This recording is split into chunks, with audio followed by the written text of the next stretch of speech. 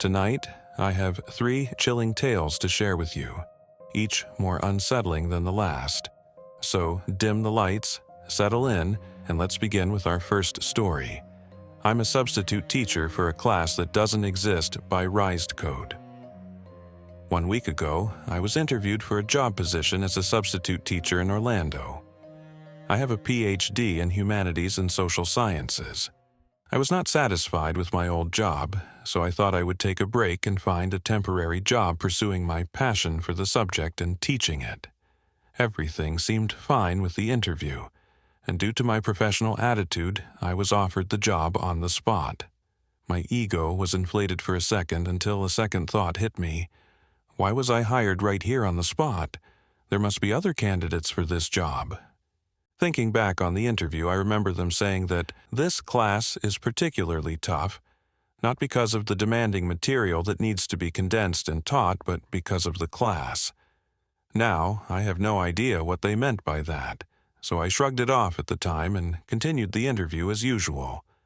I probably should have asked what they meant by that statement, but it's too late now. The class is already in session and I'm about to walk in, except there is no one here.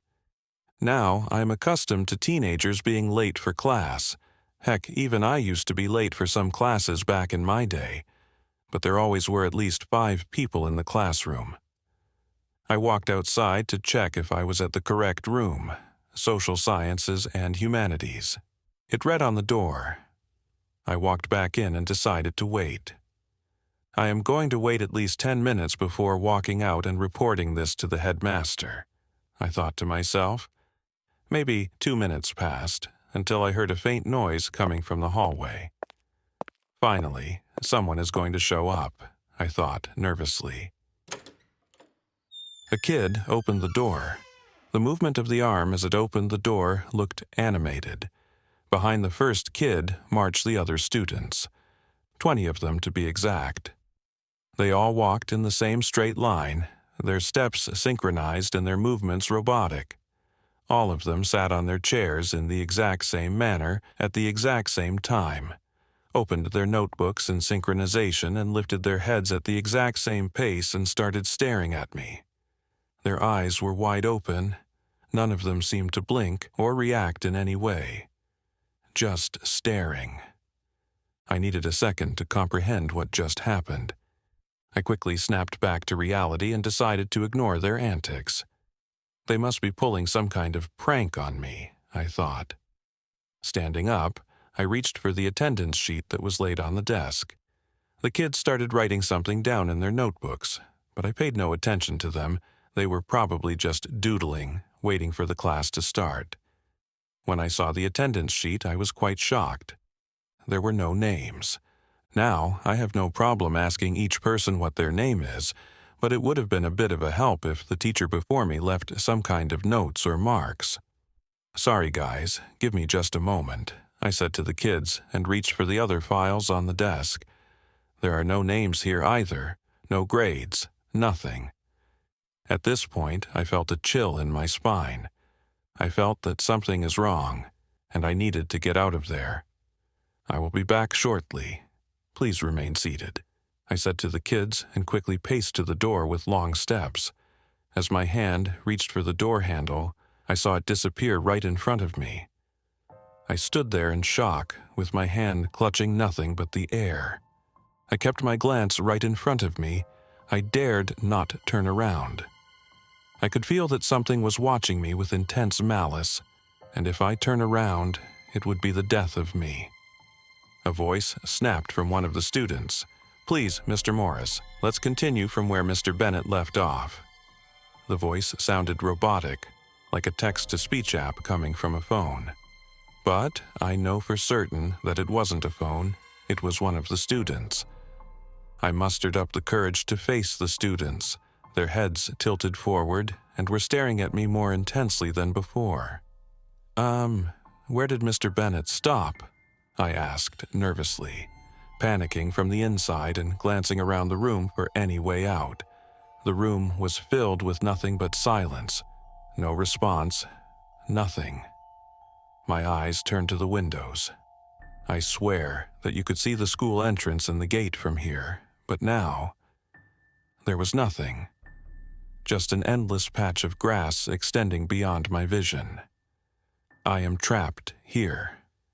The clock on the wall has 20 minutes left until the class ends. The tables are filled with the same notebooks, open on the same page, and the kids are growing more and more unsettling to look at.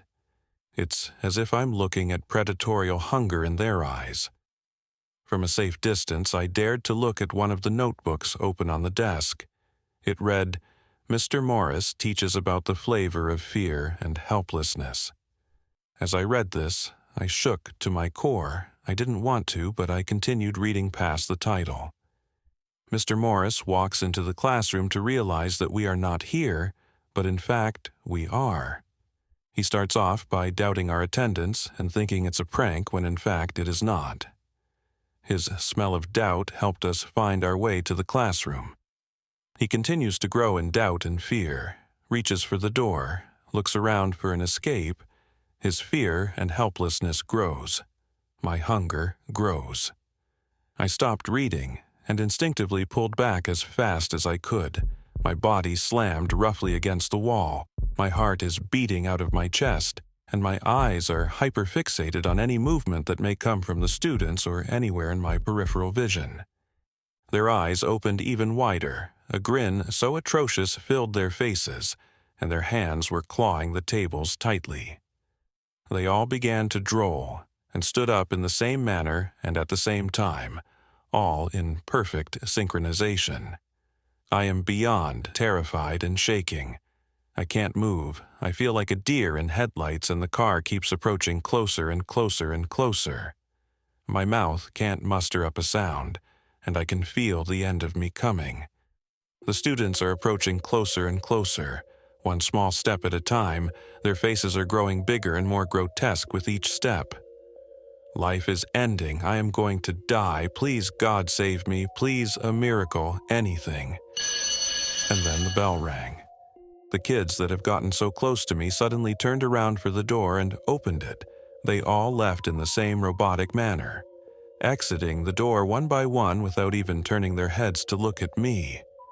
The second I saw the last student leave, I ran for the door and never looked back. As far as I know now, the school is still open, and there is a new job posting for a substitute teacher. If you ever come across one and are hired on the spot, do yourself a favor and run as quickly as possible and never return. And that concludes I'm a substitute teacher for a class that doesn't exist by RisedCode. Now, let's move on to our next story, The Game by OtakuCashew. "Fuck that job," I said, slamming my truck door. I had been stuck at that damn job, working green chain for years, while Tom, that bastard, secured the promotion for his little brown nose buddy, who had only been there for a year. I stepped up to my small, two-bedroom house, left to me by my parents, nestled in the mountains with an acre of land.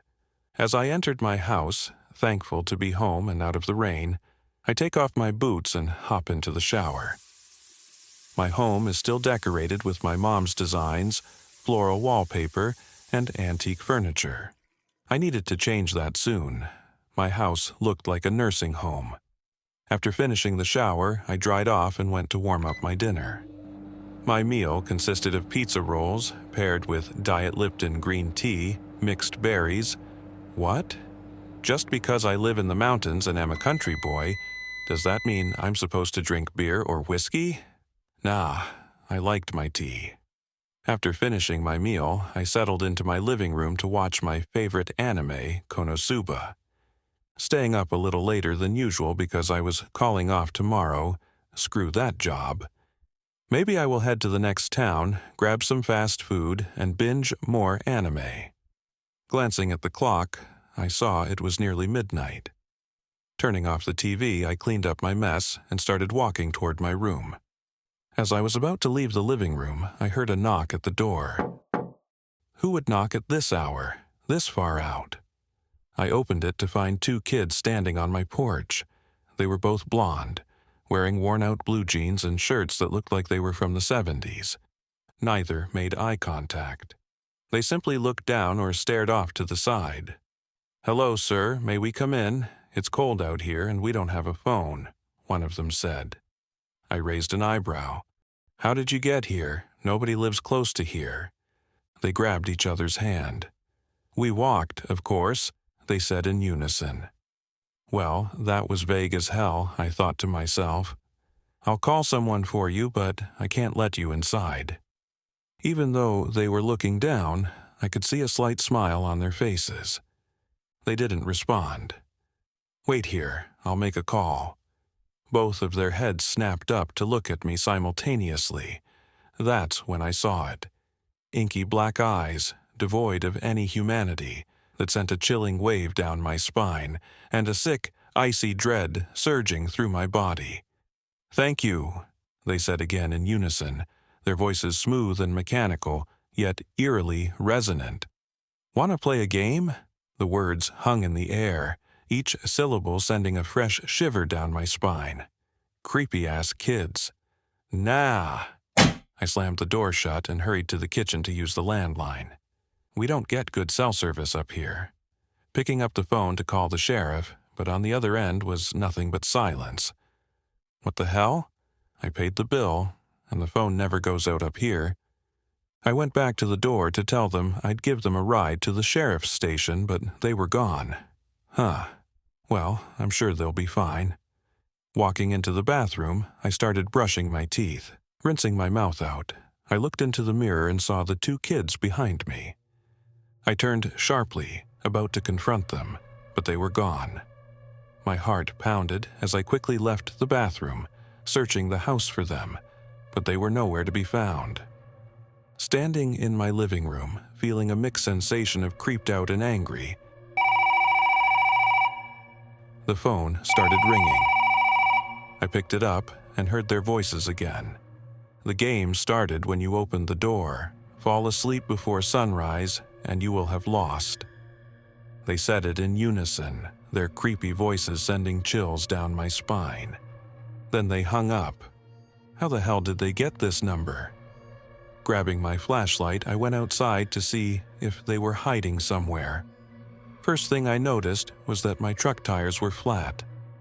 Pissed off, I pulled out my cell phone and walked around to the side to see if I could get a weak signal. Holding it up, I scanned for service. Out of the corner of my vision, I saw them, both of them, staring at me from my bedroom window, their unnaturally wide grins stretching impossibly across their pale faces. A cold chill ran down my spine as their eyes seemed to gleam with something darker, something far more sinister. I jumped back, my heart pounding violently in my chest, dread seeping into every part of me. Sprinting inside, desperate to catch them, but when I reached my room, they were gone. Standing there alone, I sensed something was off. The lights dimmed, then flickered, casting eerie shadows across the walls, and the house felt comfortably warm, like the breath of some mid-spring. Fatigue clawed at my senses, yet I fought it off. Snatching a Red Bull from the fridge, a desperate attempt to stay awake. Screw it, just 4 more hours until sunrise. Sitting back on the couch, I turned on my anime and took a long gulp from the energy drink. 2 more sat in the fridge. That should be enough. Around the second episode, the lights flickered and dimmed even further, casting the room into a suffocating, oppressive gloom. My eyelids grew heavier, pulling me into a sleep I fought desperately to resist. "I know you're feeling sleepy," a whisper hissed in my ear, sending a chill down my spine. "Nuh-uh." I gritted my teeth, forcing myself to stay awake and cling to the flickering images on the screen. My vision blurred, the world spinning slightly. The floor beneath my feet shifted, unstable like shifting sand, and I nearly collapsed, catching myself just in time. I glanced at the clock. 5 a.m., only an hour and a half until sunrise, and I would win this twisted game. Suddenly, I looked to the left and froze. 4 inky black eyes peered out from around the hallway corner, watching me with a chilling stillness. My heart pounded against my ribs, and I jump up, then stumbled forward, swaying on unsteady feet. Shit, if you creepy kids want to win, try not going with the stupid jump scares. I hissed through gritted teeth, my voice trembling. Now that I was up, I hurried into the kitchen, grabbing another Red Bull. Sitting back down on the couch, I tried to focus on the screen, but my head spun and swam. My eyelids fluttered shut, only to snap back open, but my body betrayed me. My head dropped back, and when I looked again, the two kids were standing right beside me, their gaunt faces inches from mine. Their expressions were different now. There was sadness, a haunting, hollow sorrow behind their inky black eyes. "You will not win. No one ever wins," they murmured in unison, their voices a ghostly whisper that sent a shiver crawling down my spine. Their icy hands pressed me back into the couch with an unnerving gentleness, as if my struggle was irrelevant. The girl began to sing a hauntingly beautiful melody, each note twisting through my mind like a sinister lullaby. My head spun, vision blurring, as the melody seeped into my thoughts, dragging me deeper into a sense of helplessness. I fell back on the couch, staring up at the ceiling. The edges of my vision darkened, fading into an abyss. Suddenly, a cold hand appeared from the corner of my vision, pressing my eyelids shut, sealing me into darkness. I jolted awake, gasping, sitting upright and frantically scanning the room. Was that a dream? I checked the clock. It was 2 p.m. Shit, I'd forgotten to call out. Oh well, I'd call in a bit. Walking slowly to the bathroom, a strange feeling settled over me. My clothes felt looser, and I felt numb, like something vital inside me had been stripped away. Brushing my teeth, I paused when I caught my reflection. My features were wrong. I looked younger, smaller, but the most terrifying shift was my eyes. They were black. And that concludes the game by OtakuCashew. Now, let's move on to our final story, The Lighthouse, by Sufficient Cake 6771. I had known Hugh since childhood, but by this time I hadn't seen him for several years. You know how it goes. By the time you reach the 9th grade, you promise to be best friends forever. Then you go out 3 times to the pub during high school, and that's the end of it. But Hugh probably didn't want it to end that way, and so a few months ago, a letter arrived in my mailbox. Dear Dennis, I haven't seen you in a long time. If you ever want to come see me at the Lighthouse, wait for me at Miami Harbor, dock number 608, even Wednesday at dawn. Or you can make your way here on foot. It's about 30 miles east of South Beach, though I would strongly advise against it. Hopefully, we'll see each other soon. Hugh Collins. It struck me as strange how he assumed it was obvious that he lived in a lighthouse. One part of me thought the trip was a ridiculous waste of time, while another kept reminding me that there was nothing to do at home anyway. At that time, I was mostly living off my father's inheritance and the small jobs people occasionally offered me.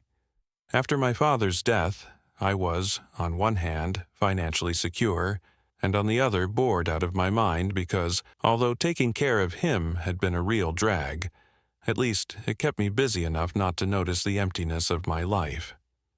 In the end, I realized that I had nothing else to do, so I decided to go.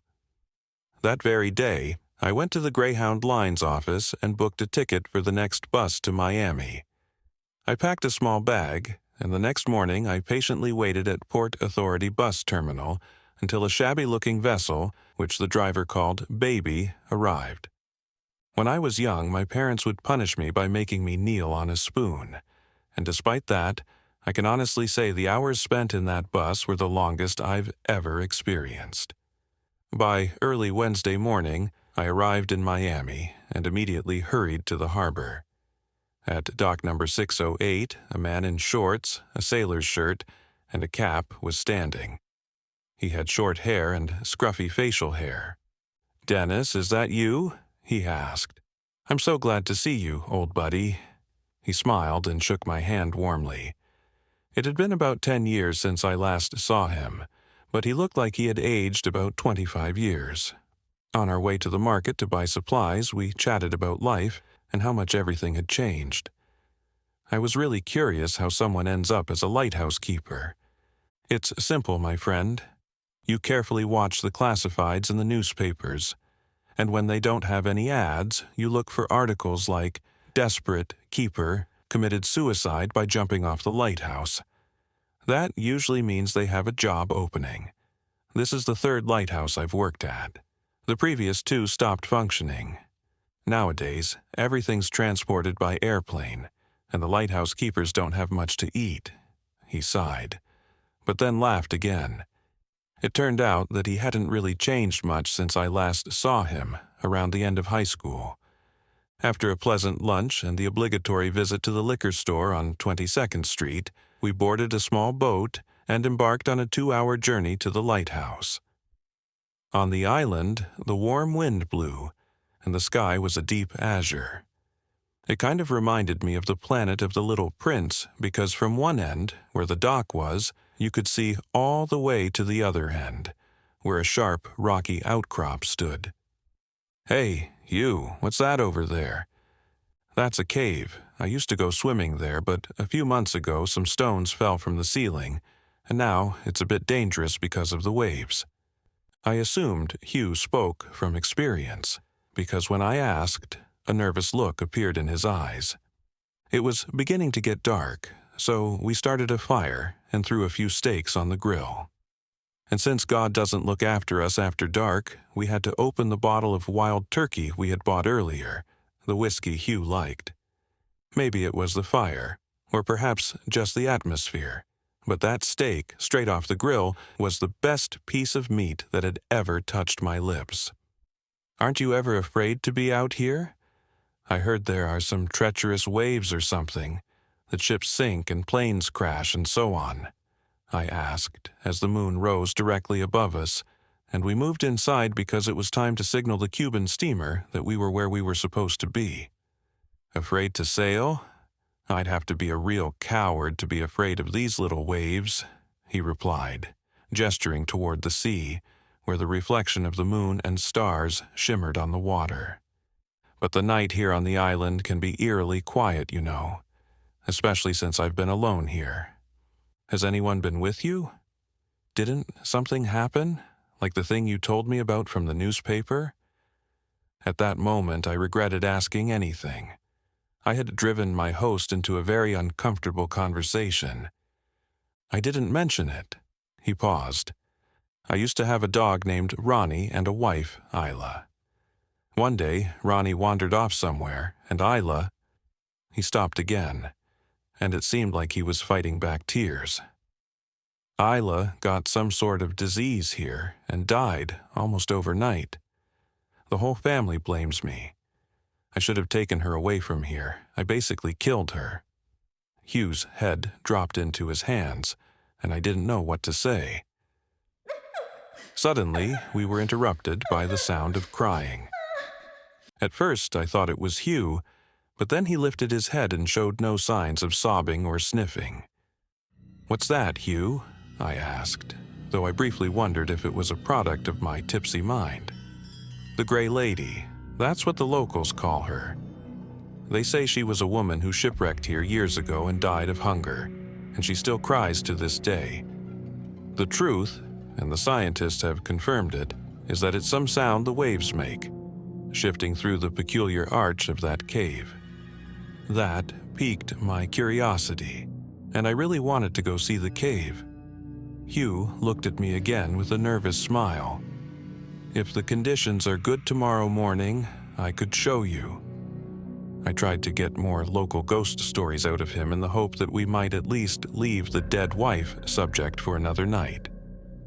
He told me he knew none, except for a tale about a pirate's ghost from Brickleberry. "Bummer. Want a drink?" I asked. He agreed, and we had a drink. Then I probably fell asleep. It was already well past 2 in the morning. The sound of crying woke me up again. I chuckled under my breath at the story of the gray lady, and then decided I might as well take a trip to the latrine while I was awake. I opened my eyes and noticed that Hugh was sitting at the end of the bed, his head in his hands again. I was about to say something to reassure him it wouldn't be that bad, but somehow I couldn't move. God, I was tied up. Hugh turned toward me and I noticed the knife in his left hand. He began to scream. It became clear that Hugh wasn't just a nice guy, but also possibly a cannibal. He covered my mouth. "You don't understand. She's hungry. She would take me. I can't go to hell without a fight. Not after what I did. I had to." He repeated the last sentence over and over as I felt a sharp pain and warm blood somewhere in my stomach. My eyes closed and I knew the game was over. The last words I heard were, "It wasn't your fault. She's to blame. That monster, that monster." And at the very end, something clicked for me. I didn't resist. He was right. And that concludes tonight's collection of chilling tales. I hope these stories left you with something to think about, or maybe something to keep you up at night. If you enjoyed this video, don't forget to like, subscribe, and hit the notification bell so you never miss another story. Let me know in the comments which one gave you the biggest chills. Until next time, stay safe and keep the lights on.